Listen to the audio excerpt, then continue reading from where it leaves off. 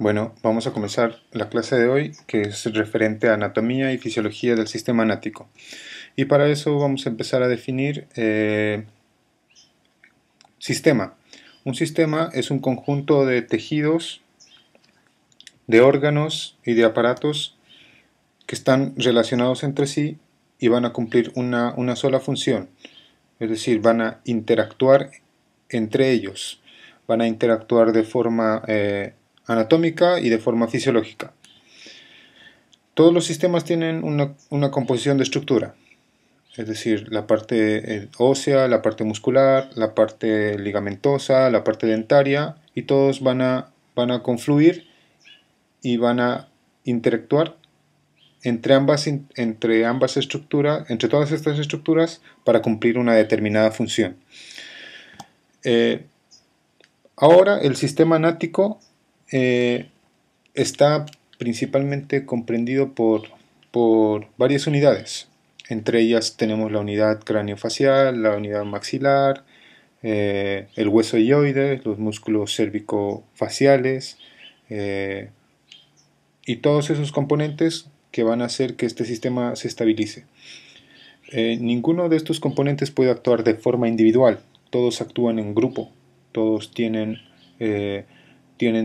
una forma de actuación dinámica que se relacionan uno con otro. Es decir, si hay una falla a nivel dentaria o algún problema a nivel oclusal, puede repercutir tanto a nivel articular como muscular. O viceversa, si hay algún problema articular, puede traer como consecuencia un problema de tipo muscular o de tipo oclusal. ¿Ya? Entonces, ninguno de ellos actúa de forma independiente, sino todos se relacionan entre sí. Y es por eso que nosotros debemos comprender bajo este concepto y bajo este punto de vista, integrar a todos estos elementos y no tratarlos por separado, de forma individual, sino tratarlos en conjunto. Y generalmente, cuando hablamos de esto, vamos a hablar de todo lo que es la parte oclusal y la parte periodontal. Pero estos dos puntos van a tener un tema muy, muy especial que lo vamos a ver en otra clase. Hoy simplemente vamos a ver lo que es articulación y todo lo que es el componente neuromuscular. Y cuando hablamos de la parte articular o de la articulación temporomandibular, hablamos de que esta articulación debe ocupar su posición en los diferentes planos del espacio. ¿Por qué se llama articulación temporomandibular? Porque está compuesta por, por el hueso maxilar, por la mandíbula y por el hueso temporal, por su articulación temporomandibular. Entonces, esta articulación, en primera instancia, son los dos puntos de inicio o los puntos de estabilización inicial, donde ambas articulaciones deben encajar perfectamente o entrar en contacto pleno y perfecto con, con su superficie articular. O sea, es el punto de partida para cualquier tratamiento. Es por eso que el concepto dice representa los puntos de apoyo posteriores y, y no se puede entender ningún tratamiento. No se puede entender ningún tratamiento si nosotros no comprendemos que estos dos cóndilos deben estar estables. Estables, estables en sus superficies articulares. Por eso hay una regla que dice, una de las reglas importantes al momento de seguir un tratamiento odontológico, ya sea protésico o rehabilitador, es aceptar que esta articulación no debe estar bajo carga constante, o sea, bajo una presión constante, ya sea por algún problema muscular o un problema propiamente articular. Debe estar libre de carga para que de esta forma pueda llegar a funcionar efectivamente. Cuando nosotros comprendamos que la articulación temporomandibular es el punto de partida de cualquier tratamiento, vamos a poder, vamos a poder rehabilitar bocas enteras, vamos a poder comprender los esquemas de oclusol que vienen después. Esta articulación está compuesta por varios elementos. Uno de ellos son el elemento las superficies articulares que son propiamente tales en el cóndilo. El cóndilo anatómicamente no nos vamos a pasar una clase descriptiva del cóndilo, que sabemos que tiene un polo medial, un polo lateral, una superficie anterior, posterior y una cresta, al igual que el cóndilo del temporal, que tiene una porción anterior, media y una porción posterior, y que cada uno va a desempeñar una función diferente y va a estar compuesto por un tipo de material óseo sumamente diferente. También vamos a hablar del disco, que el disco igual que va a cumplir un rol importante al momento de los movimientos mandibulares en los diferentes planos del espacio, y de esta forma va a cumplir una función determinada. Y también los ligamentos, que son como los limitantes o protectores de esta articulación. Es decir, un ligamento va a cumplir la función de proteger. ¿En qué sentido? Si es que la mandíbula llega a una apertura de 40 milímetros como máximo, el ligamento va a evitar que esa mandíbula o que esa apertura bucal vaya mucho más allá de los 40 o 45 milímetros y llegue hasta 50, hasta dislocarse. Entonces el ligamento actúa como un protector del sistema, va a evitar que los movimientos se desplacen mucho más allá de lo que pudieran desplazarse. ¿Ya? Esto funciona así en movimientos de lateralidad, en movimientos de protrusión, en movimientos de apertura y cierre. Entonces, para eso sirven los ligamentos. Y también las sinoviales, que es como la cápsula articular y todas las membranas que la recubren, y que vamos a revisarlas un poco, pero no las vamos a ir describiendo, simplemente vamos a dar algo así como datos un poco más clínicos, más aplicables, que nos van a ayudar en la práctica. Ahora, la superficie articular. Como ya había dicho, la superficie articular del cóndilo está compuesta por una zona anterior, una posterior, y generalmente la zona anterior del cóndilo es la que va a cumplir la función más importante. Esta porción anterior está recubierto por un tejido especializado, fibroso, cartilaginoso, que, que, que va a ser como el punto de apoyo eh, donde se va a centrar la mayor cantidad de fuerza. También tenemos el cóndilo del temporal, que tiene una zona anterior, una fosa medial, o que es la cavidad glenoidea, y una zona posterior, que es la parte más dura, donde va a estar, donde se va a hacer relación esta porción anterior del cóndilo. Es decir, ambos van a formar una línea de unión, donde entre ambas superficies se va a interponer el disco, o la parte más delgada del disco, que lo vamos a explicar después, y van a formar una línea de contención llamada relación céntrica. La relación céntrica la vamos a desarrollar igual más adelante, pero básicamente la porción anterior y la porción más superanterior del cóndilo van a formar una línea de contención, y son los lugares más duros, que soportan grandes cargas, y a la vez estabilizan todo lo que es la mandíbula. Vamos a hablar del disco. El disco articular está compuesta por una zona medial, una zona anterior y una zona posterior. La zona anterior es la zona más gruesa y que va a estar relacionada con una inserción muscular, que es el haz superior del pterigoideo externo, ¿ya? Y que al unirse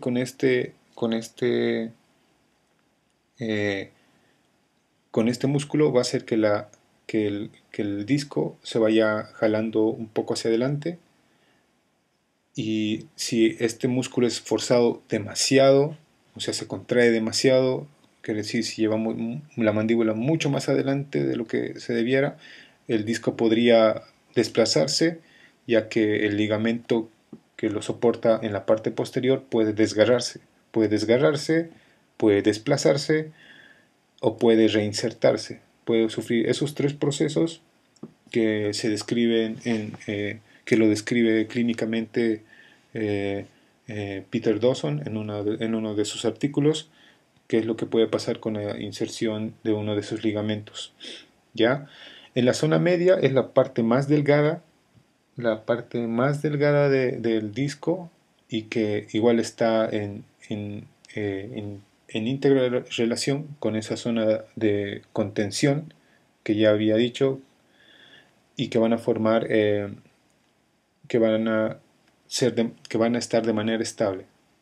Y la parte posterior que está en relación con un tejido llamado tejido retrodiscal, que es por donde el disco va, va a llevar va a llevar su irrigación y alimentación. El disco como propiamente tal no está inervado y tampoco está irrigado.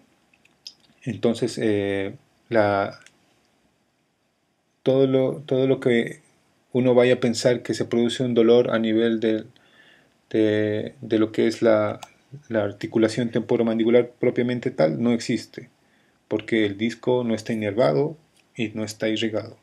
¿Ya? Simplemente recibe su irrigación de de más o menos como un sistema hidráulico de venas y vasos sanguíneos que van acompañados en la parte posterior con el tejido retrodiscal que lo van alimentando.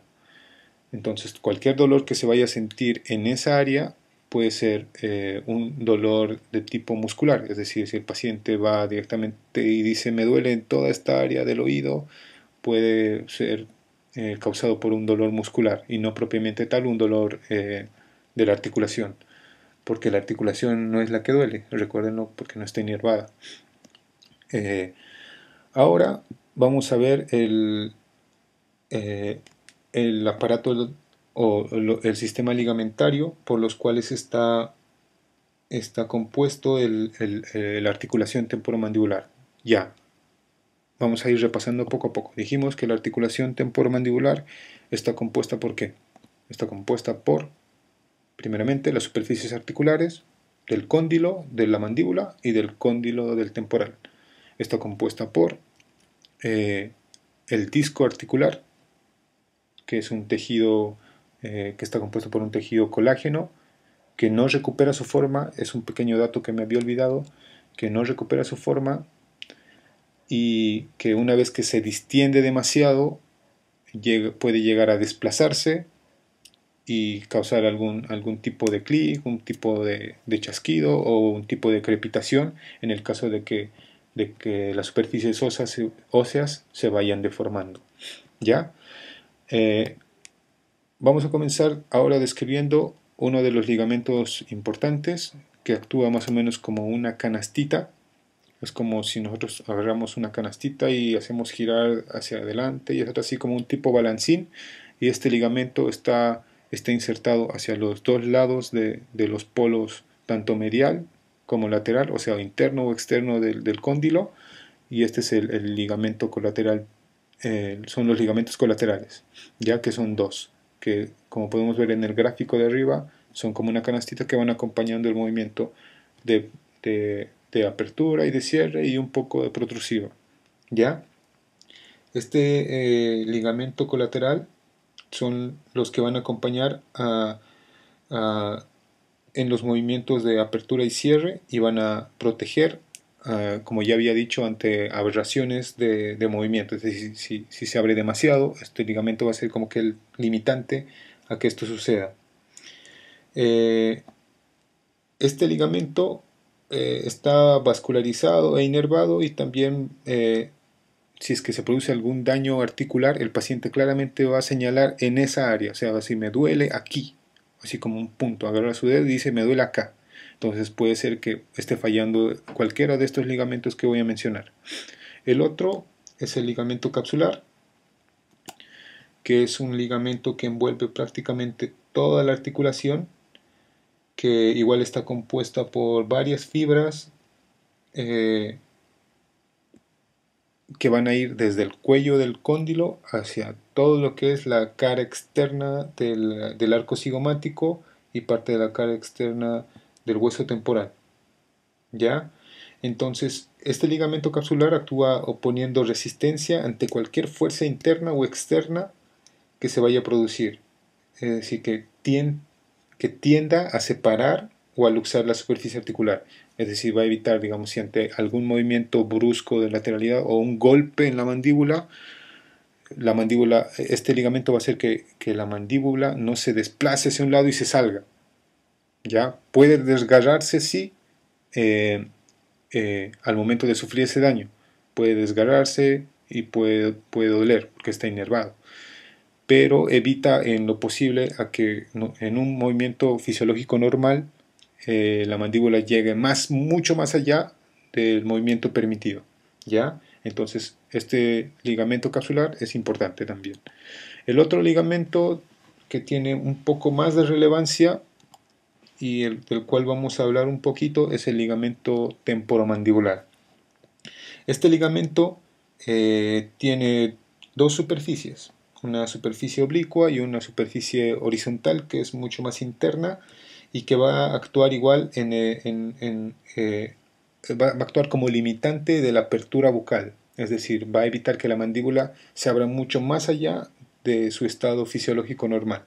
¿Ya? Es decir, cuando llega a los 25, 20, ya va a empezar a actuar este ligamento. O sea, la mandíbula va rotando primero, luego se traslada hacia abajo y hacia adelante, y ya cuando llega más o menos a los 20-25 milímetros, este ligamento va a empezar a actuar y va a empezar a distenderse hasta que la mandíbula alcance el estándar de apertura, que son 40 milímetros, y a partir de ahí la mandíbula ya no se va, la boca ya no se va a abrir más, porque este ligamento va a evitar que eso suceda. Entonces, si puede ocurrir algún daño de este ligamento, igual el paciente va a referir a algún tipo de dolor o algún tipo de molestia. ¿Ya? Pasando a todo lo que son estos ligamentos, lo más importante que voy a resaltar es que si alguno de estos ligamentos se vaya a dañar, el paciente va a sentir cualquier tipo de dolor o va a sufrir o ya sea un desplazamiento del disco, un dolor por daño ligamentario y va a hacer que los movimientos sean sumamente aberrantes. ¿Ya? Aquí vemos el efecto que tiene el ligamento temporomandibular en el momento de apertura. Como había dicho, cuando se abre la boca, los dientes pueden separarse entre 20 y 25 milímetros y a partir de ahí, sin que los cóndilos se muevan de las fosas, es decir, no salgan de sus fosas, realmente estén todavía en el movimiento de rotación, el ligamento temporal mandibular está completamente extendido ya. Ahí. Y básicamente esa es la explicación. ¿Ya? Ahora vamos a ver un video de todo lo que compone la articulación temporomandibular, que son superficies articulares, eh, en este caso la superficie articular del cóndilo, de la mandíbula, una anterior, una posterior, la cresta, un polo externo y un polo interno. En el temporal, que es la otra superficie articular, que está la cavidad glenoidea o fosa mandibular, la eminencia articular o tubérculo articular, que tiene una porción anterior y una porción posterior. Y aquí tenemos toda esta bolsita que rodea es la cápsula y esto es el tejido retrodiscal. Y el ligamento colateral, que es como una canastita, ya les había dicho, acá, el ligamento colateral, que se ve del otro lado también. Y si hacemos una disección acá, abrimos la cápsula, encontramos ahí adentro el disco articular. Entonces tenemos el disco articular, que es más o menos como tiene una forma bicondilia, que en su parte anterior está compuesta por, perdón, la parte anterior del disco ahí se inserta un músculo, el pterigoideo externo superior, en la parte media, que es la más delgada, y la parte posterior, que está en relación con el tejido retrodiscal. Entonces, este disco está compuesto por tejido colágeno, y cuando pierde su forma no la vuelve a recuperar más. Esa es una de las características del disco.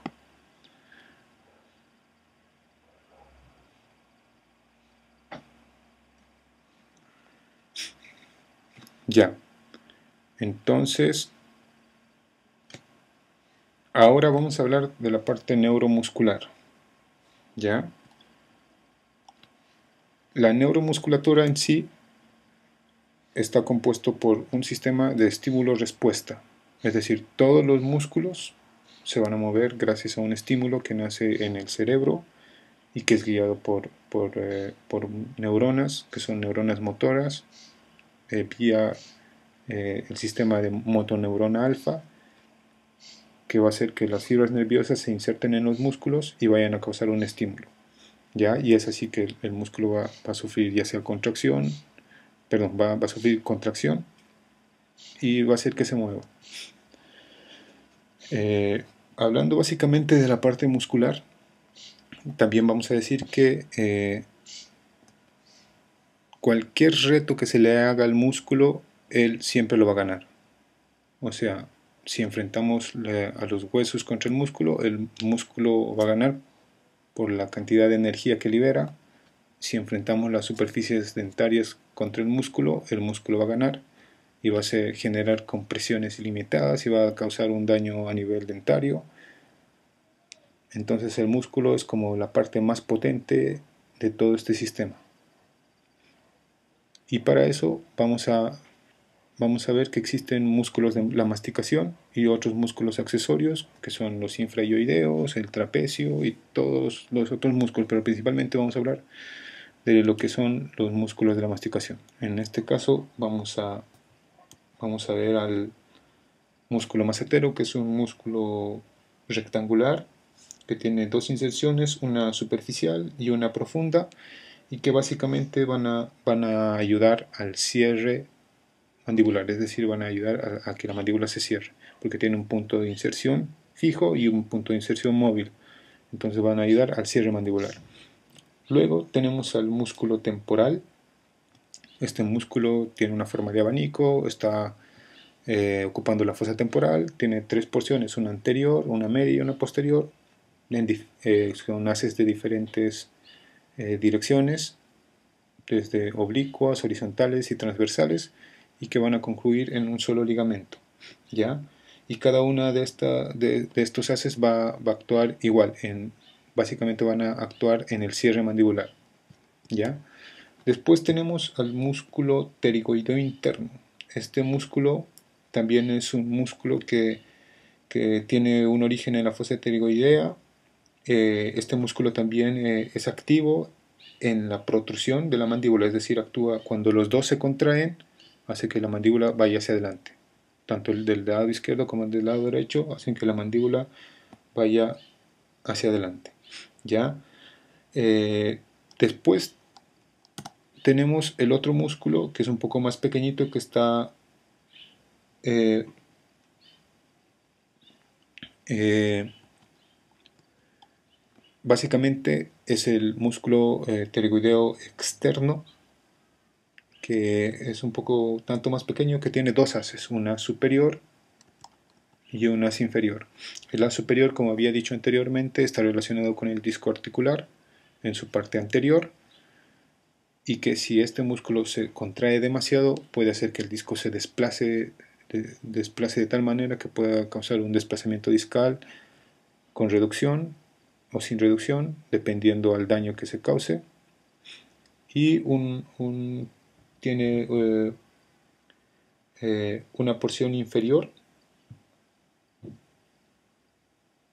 que, no, que tiene la función igual de de llevar el músculo en el movimiento de contracción unilateral. Es decir, si cualquiera de estos dos músculos se contrae, es como una carreta de un caballo, que si jalo el de izquierdo, la correa izquierda, mi brazo derecho va a salir a un lado o viceversa. Más o menos compárenlo así. ¿Ya? Ahora vamos a ver un pequeño video donde tenemos la función de cada uno de estos músculos que he ido nombrando y que van a actuar básicamente en todo lo que es la cinemática mandibular. ¿Qué es la cinemática mandibular? Son todos aquellos movimientos que se suscitan a nivel de la mandíbula, tanto de la protrusiva, lateralidad, apertura y cierre, donde actúan todos estos grupos musculares, tanto de un lado izquierdo como del lado derecho. Ahí tenemos el músculo pterygoideo interno en su base superior que está jalando la mandíbula, el cóndilo, el disco, y tenemos el músculo pterigoideo externo que va a hacer que la mandíbula cierre.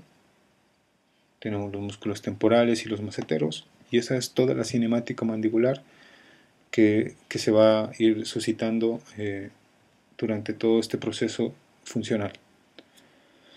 Es importante básicamente que comprendamos todo esto porque nos va a ayudar a comprender la parte patológica. Estamos comprendiendo ahora cómo funciona todo bajo la normalidad, para luego en otra situación poder ver la parte patológica. Bueno, espero que todo esto les haya ayudado y nos vemos hasta otra oportunidad.